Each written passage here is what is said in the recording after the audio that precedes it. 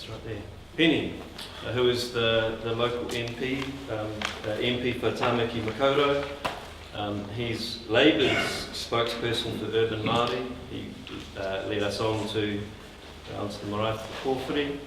I was giving a hard time before because it's recess week in Parliament, which is kind of when MPs take a holiday, and if you look at the parliamentary calendar, it's like every second week's recess.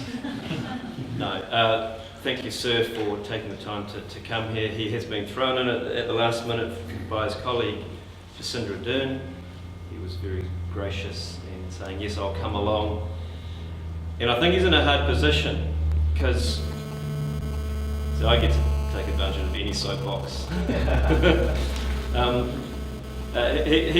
So the Labour Party, like a lot of political parties, don't have a well-formed view on drug policy and on what are the next steps.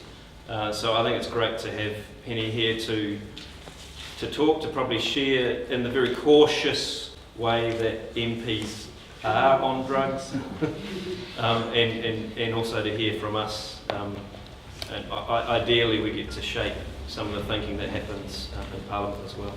To you.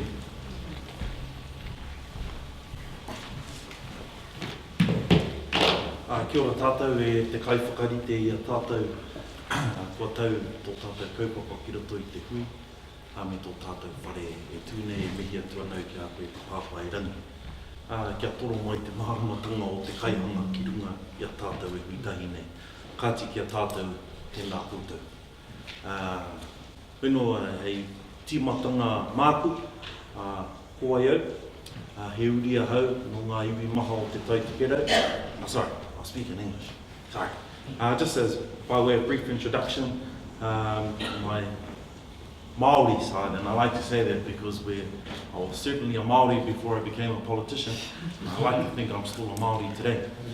I descend from the tribes of the north, all of the tribes, and a very small part of me comes down from the east coast, and I acknowledge my matua here. I consider myself to be probably a reflection of the times, generation of urbanisation.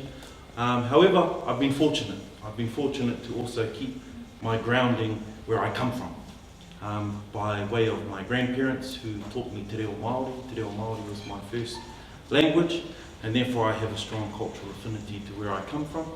But like all of my parents' generation, you had to go where the mahi was. And they've brought me not only to Auckland here, but of course down to Pōneke and even overseas. So anyway, I'm the member for Tāmaki Makaurau, and I have come along today primarily to listen, because I think you're right. I don't think it's just the Labour Party. I think political parties in general have a very poorly misinformed view around a whole matter of areas relating to drugs. Not just the use of drugs, not just how do we rehabilitate our people, how do we prevent our people going into that type of lifestyle, but more importantly, from the perspective of my kōrero today, around how we incarcerate and how we deal with them in the justice system. And I think that's a really big step. And so that's going to be part of the focus of my conversation today. And I don't want to go on too long, because I think what Ross has said and also Lance has said, it's an important thing that you get to ask questions of me and I get to listen to you, because by no means am I an expert on this particular topic. I do, however, come with, just like you'll already know in the statistics, very close family members who have gone through the effects of drugs and also into incarceration, and right now are on the pathway to rehabilitation. So I come with a bit of a personal perspective, but more importantly, I come with ears wide open. The statistics, Lance has mentioned some, and I don't want to dive too deep into them because some say they're the lamppost of which a drunk man leans upon. So statistics, we know what they are. They're horrible. Lance has already said it. Just over half of the prison population are Māori. The statistics that I have say that 7 times more likely that a Māori who enters into the court for whatever charges they might be will end up being incarcerated as opposed to non-Māori. We know that some of the statistics over the past few years have come down. However, in the past 5 years have come down, but just of late have gone on the rise again. So we know now that in 2010, 74.7% was the prosecution rate for Māori, and that took a bit of a dive down to 71% over the past, from 2011, 2012, and even to a low point in 2013 of 70.7%, which is still really high. However, that's jumped back up to the numbers that were available to us 6 years ago. So we're now back up at 74.7% prosecution rate for Māori. And what's the number of non-Māori? It's 68.8%, which has shown a significant trend downwards, whereas the Māori trend for prosecution rate actually dipped slightly, but continues to trend upwards. I don't have the answers and why that is the case, but what we do know is, just as Lance has said, you can't look at these things in isolation. So we know, I've already talked about 7 times the incarceration rate. Statistically, profiles reflect a particular trend, and we can't look, from my research and certainly research of others, we can't look at ethnicity alone. It can't be the pure indicator of our numbers. However, what we can look at is a wider profile of the demographic of Māori, what makes up Māori, what have been the cultural influences and the impacts on Māori. We know of urbanisation, and probably the ongoing conversation of those impacts are poverty, unemployment, poor health, and poor education, which is why I endorse the words of my tuakana Lance. This particular issue can't be looked at in isolation. So, like I said, research has established that ethnicity can't be our sole basis. So then what do we look at? We look at the types of offence, and we also look at previous convictions, and that allows us to create some sort of a profile about Māori going through the the penal system.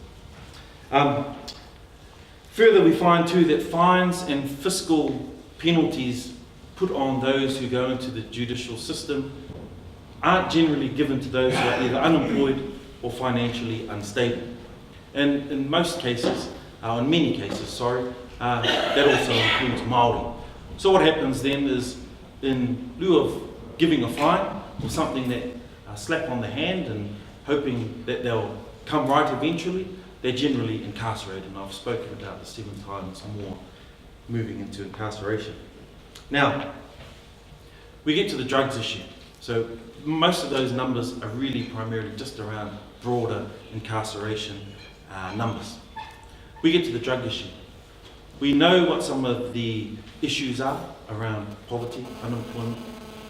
We have known about them for some time. The issue we have now is we are into 3rd generation and 4th generation modes of poverty. So it isn't just a battle with one reanga or one whakatupuranga in Māori, it's actually right through. So, personal example is I have a nephew who's just turned 13, fella can't stay away from weed.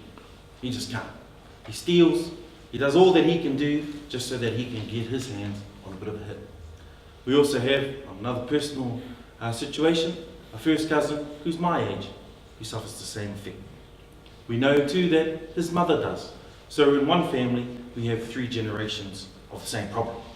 So what we know then is what happened and what we tried to do in governments, not just Labour, National, but all governments over the past 30 years, what they've tried to do hasn't worked.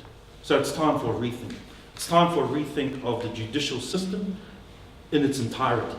Not just for what it means for those who are caught committing drug offences, but it's in its entirety. I honestly think that that's got to be a move in the right direction for any government, whether it's a national or Labour-led government, that a full review must take place because building more prisons certainly isn't the answer. Furthermore, the rehabilitation stakes isn't just about dealing with substance abuse. It's also about dealing with serious mental problems. There are some serious mental health issues that face our people, and statistics recently across my desk will say that those involved in drugs, approximately 45% of them will have had some contact with the mental health system. Yet they still fall into dependency on drugs, and we're not doing something right there.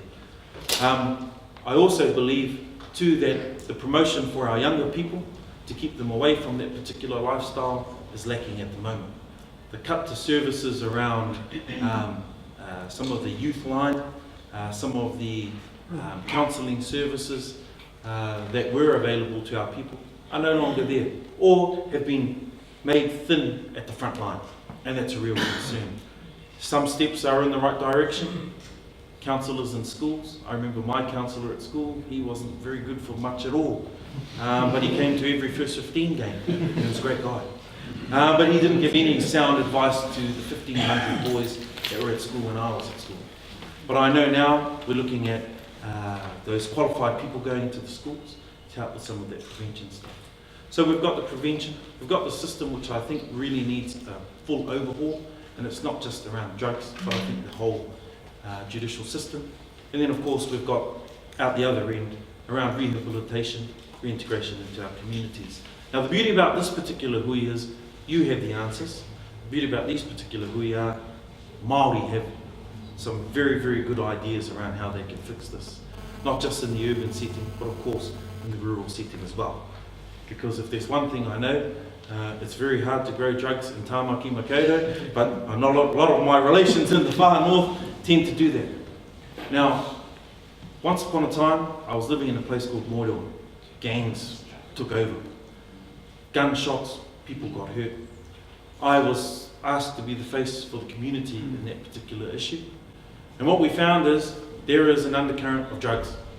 It was the black economy of drugs that ran Hauora. But the sad thing is this, is when Johnny and Mere don't come to school because mum and dad have been taken away because of their drugs, or mum and dad are taken away, the kids aren't coming to school. Compounds the problem. Kids are coming hungry to school because there's no money. So it started to feed itself. And if we're keen and serious about breaking it, like I've said, we've got to look at something different than what's been taking place over the past 30 to 40 years. So I'm going to leave it there because I'm actually really keen to hear from the expert on the matter, and I look forward to any questions you might have further in the future.